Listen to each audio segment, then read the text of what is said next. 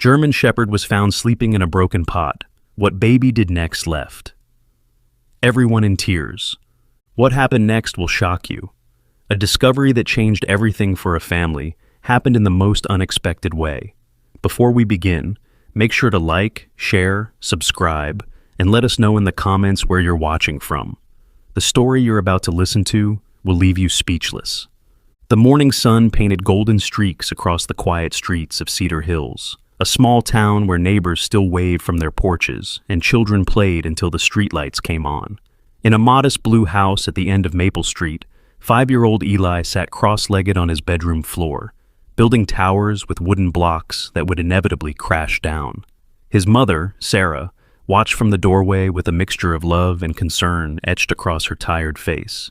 Eli hadn't spoken a word in 3 months, not since the accident that took his father away on a rainy Tuesday evening. The doctor said it was selective mutism, a response to trauma. They assured Sarah it would pass, but each silent day felt like watching her little boy disappear piece by piece. His bright blue eyes, once full of chatter and questions, now held a distant look that broke her heart every morning. "Breakfast is ready, sweetheart," Sarah whispered, kneeling beside him. Eli looked up, nodded, and carefully placed his last block on top of the tower. He never knocked them down anymore. Everything had to stay perfect, untouched, safe. Sarah worked as a nurse at the local clinic, but she'd taken extended leave to be with Eli. Money was tight, but her son needed her more than anything else right now. The house felt too quiet without her husband's laughter echoing through the halls, without Eli's endless stream of "why, mommy?" and "look what I did." After breakfast, Eli wandered to the back door, as he did every morning. Their backyard was small but filled with Sarah's attempt at a garden, vegetables growing in neat rows, and flowers blooming in mismatched pots. An old wooden shed stood at the far end, weathered and leaning slightly to one side. Sarah's husband had promised to fix it before everything changed. "Stay where I can see you," Sarah called softly, though she knew Eli never wandered far. He was different now, cautious about everything, as if the world had become too dangerous to explore. Eli stepped onto the back porch, his bare feet touching the cool morning grass. The sun felt warm on his face, and for a moment, he almost smiled. Almost. He walked slowly toward the garden, his small hands trailing along the fence posts, when something caught his eye near the old shed. Behind the shed, partially hidden by overgrown weeds, sat a large terracotta pot. It had once held Sarah's prized tomato plant, but it had cracked during the winter and been forgotten. Now, as Eli approached, he noticed something that made his heart skip a beat. The pot wasn't empty.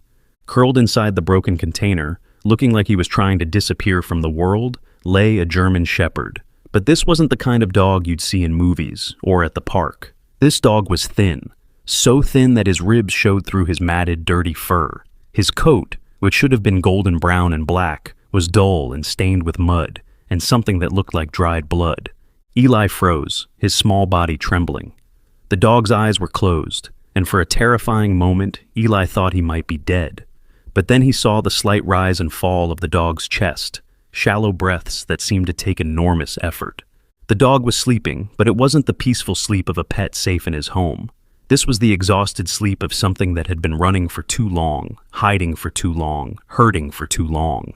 Eli had always been afraid of dogs, especially big ones. But looking at this broken creature, he felt something he hadn't felt in months. Not fear, but something else. Something that made his chest tight and his eyes water. Without thinking, without his usual caution, Eli took a step forward, then another. The dog didn't move. Eli could see now that there were cuts on the dog's legs, old wounds that had healed badly. Around his neck was a collar, but it wasn't like any collar Eli had ever seen. It was thick, metallic, and looked like it had been attached in a way that was never meant to come off. "Hello," Eli whispered, and the word surprised him. He hadn't meant to speak. He hadn't spoken to anyone in months, but somehow, looking at this hurt dog, the word just came out. The dog's ears twitched. Slowly, carefully, his eyes opened. They were the most beautiful eyes Eli had ever seen, amber-colored like honey in sunlight, but filled with a sadness that matched his own. For a long moment, boy and dog just looked at each other. Neither moved, neither made a sound. It was as if they were both holding their breath, afraid that any sudden movement might break this fragile moment. Then, so quietly that Eli almost missed it. The dog made a sound. Not a bark or a growl, but a small whimper, so soft it was barely audible. It was the sound of someone who had been alone for too long, someone who had forgotten what kindness felt like. Eli's heart clenched. Without thinking about his mother's warnings about strange dogs, without thinking about his own fears, he took another step forward and slowly, very slowly, reached out his small hand. The dog watched him, those amber eyes never leaving Eli's face. When Eli's fingers were just inches away, the dog lifted his head slightly and touched his nose to the boy's palm. His nose was warm and wet, and Eli felt something inside his chest crack open, like ice melting after a long winter. "You're hurt," Eli whispered, his voice barely audible. The dog's tail gave the smallest wag, just the tip moving back and forth. It was such a small gesture, but it said everything. "I'm here, I see you. I'm not going anywhere." Eli sat down in the grass beside the broken pot, his legs folding beneath him. The dog watched him carefully, as if trying to decide whether this small human could be trusted. After what felt like hours, but was probably only minutes, the dog slowly, painfully, lifted his head and rested it on Eli's lap. The weight of the dog's head was warm and comforting. Eli had never felt anything like it. He placed his small hand on the dog's head, fingers sinking into the matted fur, and for the first time in months, he felt like he could breathe again. "What's your name?" Eli asked softly. The dog's eyes closed, and his breathing became deeper, more relaxed. For the first time in what might have been weeks, he felt safe enough to truly rest.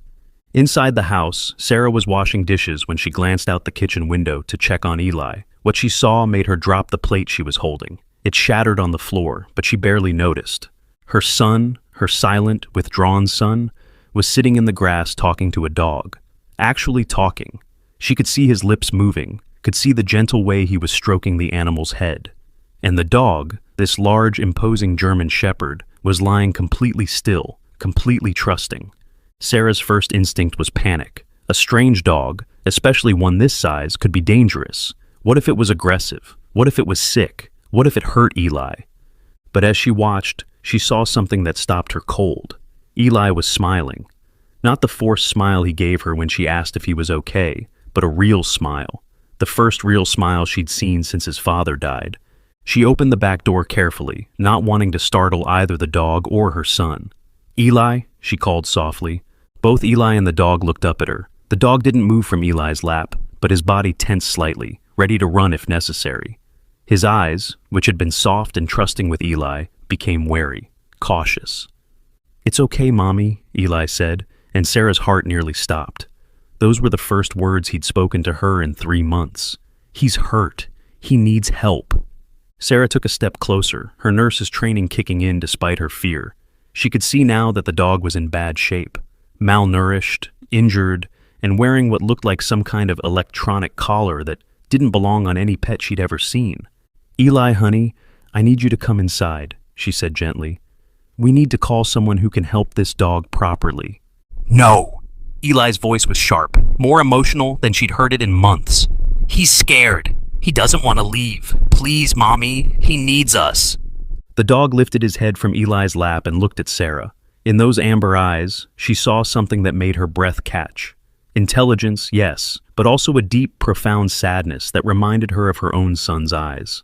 This wasn't just a lost pet. This was something else entirely.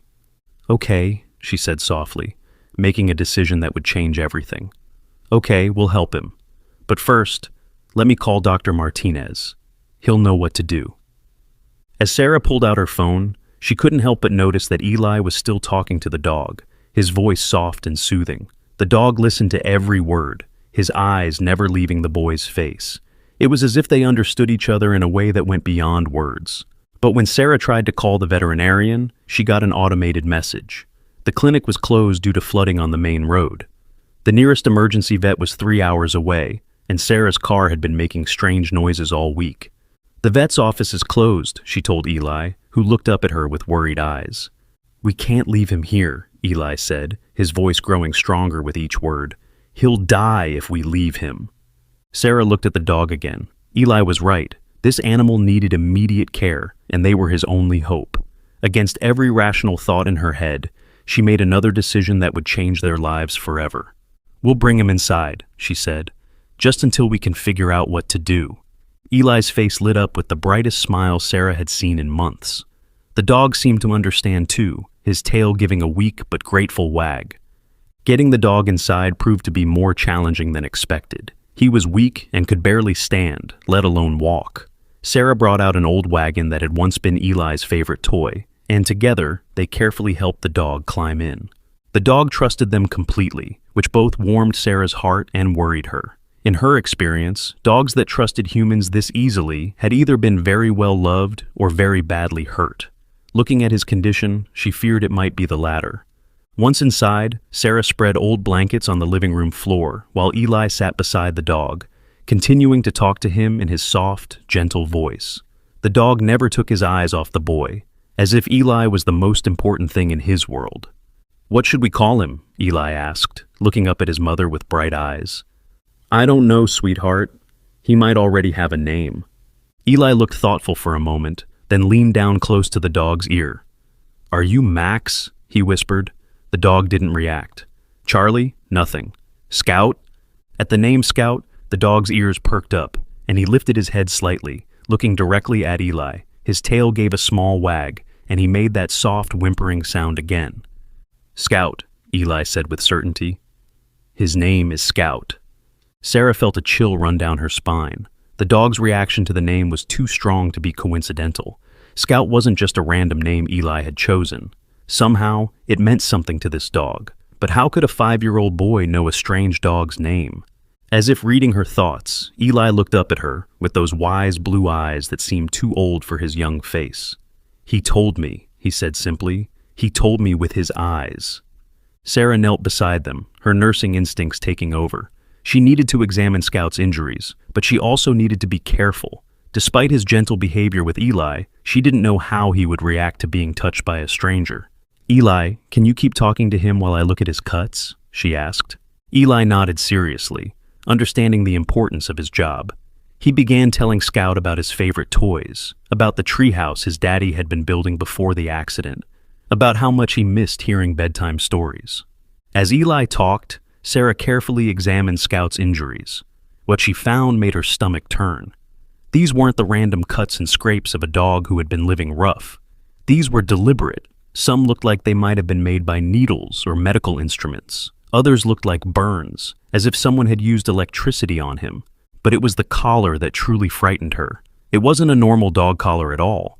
It was made of some kind of metal she didn't recognize, and it appeared to be permanently attached to Scout's neck. There were no buckles, no clasps, no way to remove it. It looked like it had been welded shut. Embedded in the collar were small lights that weren't glowing now, and what looked like a tiny screen that was dark. This wasn't a pet collar. This was some kind of device, and Sarah had a terrible feeling about what it might mean. "Mommy?" Eli's voice broke through her thoughts. "Is Scout going to be okay?" Sarah looked at her son, at the hope shining in his eyes, at the way Scout's breathing had become more relaxed just from being near Eli. She thought about the strange collar, about the deliberate injuries, about how this dog had appeared in their backyard, like he was running from something. "I don't know, sweetheart," she said honestly, "but we're going to do everything we can to help him." As if understanding her words, Scout lifted his head and looked directly at Sarah. In his amber eyes, she saw something that chilled her to the bone. It wasn't just gratitude or trust, it was fear, deep, intelligent fear, as if Scout knew that whatever he was running from might not be far behind. Outside, the wind picked up, rustling the leaves on the trees. Sarah couldn't shake the feeling that their quiet life in Cedar Hills was about to change forever. And somewhere in the back of her mind, a small voice whispered that bringing Scout inside might have been the most dangerous decision she'd ever made. But looking at Eli, seeing him smile and talk and show more life than he had in months, Sarah knew she would make the same choice again. Sometimes, she thought, the most dangerous decisions were also the most necessary ones. Scout seemed to sense her thoughts. He lifted his head from Eli's lap and looked at Sarah with those knowing eyes, as if he was trying to tell her something important, something that would change everything they thought they knew about the world. The afternoon sun streamed through the living room windows, casting long shadows across the floor, where a broken boy and a broken dog had found each other. Neither Sarah nor Eli could have imagined, that this moment of peace was just the calm before a storm that would test everything they believed about love, loyalty, and what it meant to be family. 3 days passed like a dream Sarah never wanted to wake up from. Scout had transformed their quiet house into something that felt alive again. More importantly, he had transformed Eli. Her son, who had been silent for months, now talked constantly. Not just to Scout, though that's where most of his words went, but to Sarah too. He asked questions again, told stories, even laughed when Scout tried to catch his own tail and fell over in a dizzy heap. "Mommy, look!" Eli called from the living room, where Scout was performing what could only be described as magic tricks. Without any training from them, Scout had begun responding to commands that Eli never gave him. When Eli dropped his toy car under the couch, Scout retrieved it. When Sarah's pen rolled under the kitchen table, Scout brought it to her before she even asked. How does he know to do that? Sarah wondered aloud, watching Scout gently place her reading glasses in her hand. She hadn't even realized she'd been looking for them. "He's smart," Eli said, as if that explained everything. "Smarter than other dogs. He talks to me without words." Sarah had noticed Scout's unusual intelligence too. He seemed to understand not just commands, but conversations. When they talked about going to the store, Scout would position himself by the door. When they discussed bedtime, he would walk to Eli's room and wait. It was as if he understood English perfectly. But there were other things about Scout that worried Sarah. He never barked, not once in 3 days. He moved through their house like a ghost, his footsteps completely silent even on the hardwood floors. And sometimes, late at night, she would find him sitting by the front window, perfectly still, watching the street as if he was expecting someone.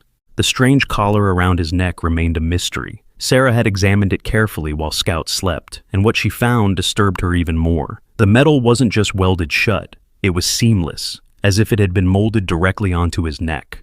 The small screen she'd noticed before flickered occasionally, with numbers and symbols she didn't recognize. And sometimes, very faintly, it would emit a soft beeping sound that made Scout's ears twitch nervously.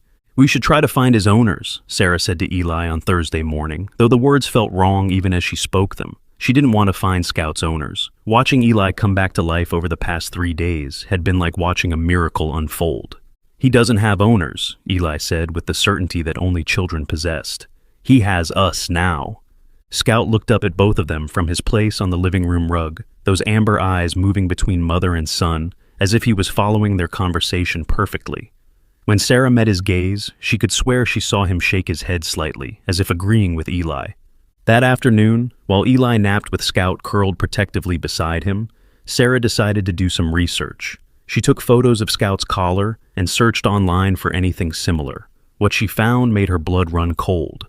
The closest match she could find was in an article about military working dogs and experimental tracking devices. But the devices in the article looked primitive compared to Scout's collar. His was sleeker, more advanced, like something out of a science fiction movie.